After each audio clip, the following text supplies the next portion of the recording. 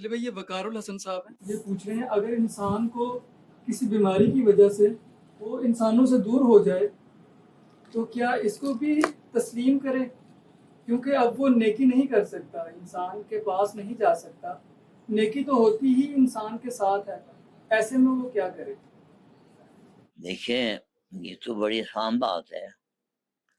اگر وہ کسی خاص بیماری کا ذکر کر رہے ہیں اور جسے اللہ نے ان کو، میں تو کہوں گا، عطا کی ہے، تو وہ ایسے لوگوں کی تلاش کریں جن کو اللہ نے یہ اس آزمائش میں ڈالا ہے، اور ایسے لوگوں کا ایک گروپ بنا لیں اور ایسے لوگوں کو آپ سہارا دینا شروع کریں۔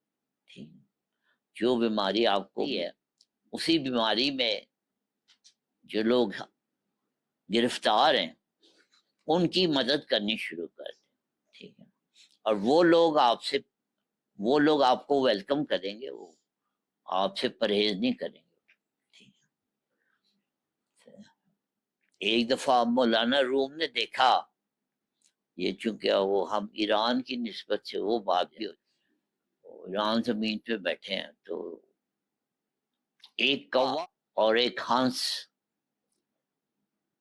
وہ ساتھ دانا چگ رہے تھے۔ تو مولانا روم نے بڑے حیران ہوئے کہ یہ ناجنس ہے، کہاں کوا اور کہاں ہنس تھی، یہ ساتھ ساتھ بیٹھے ہوئے دانا چگ رہے۔